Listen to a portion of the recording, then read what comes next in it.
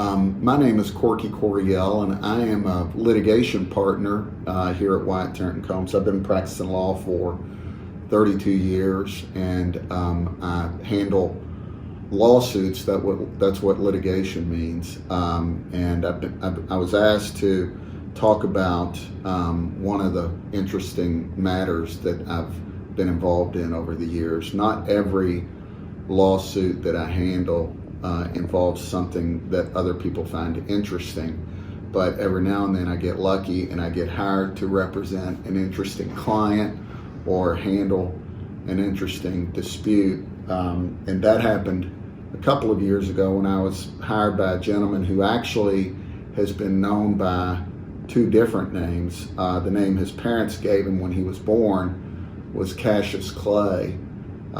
Later he changed his name to Muhammad Ali, which is the name that most people know him by. I just call him the Champ.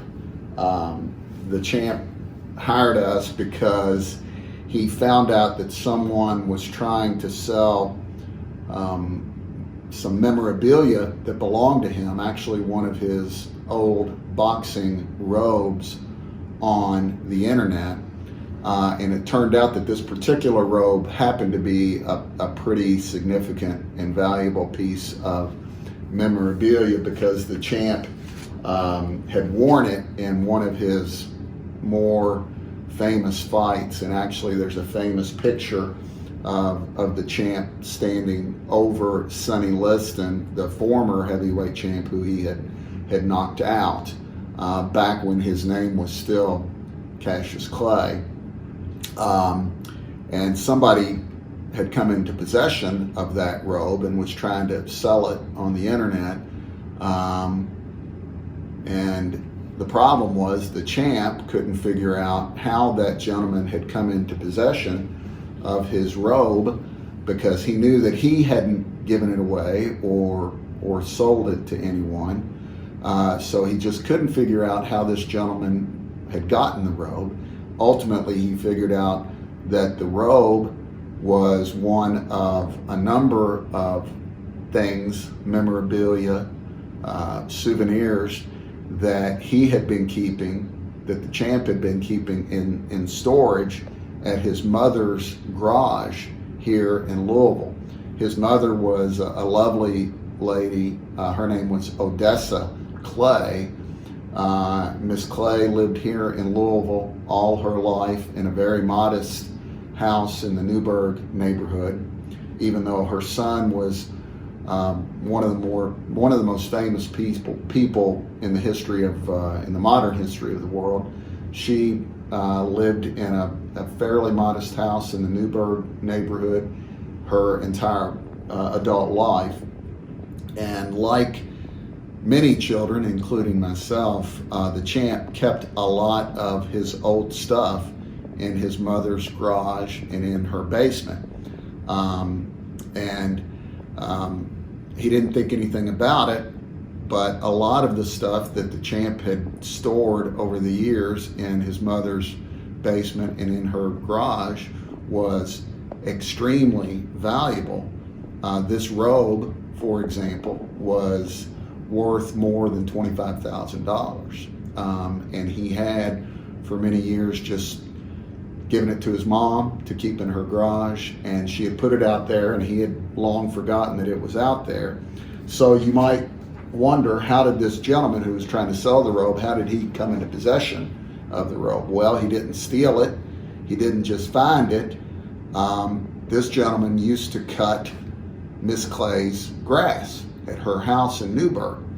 And one day, Miss Clay did not have any cash to pay him for cutting the grass, so she went into the garage and looked over the stuff that the Champ had stored there for years and years, and she decided that in exchange for cutting the grass, she was going to give this gentleman this robe.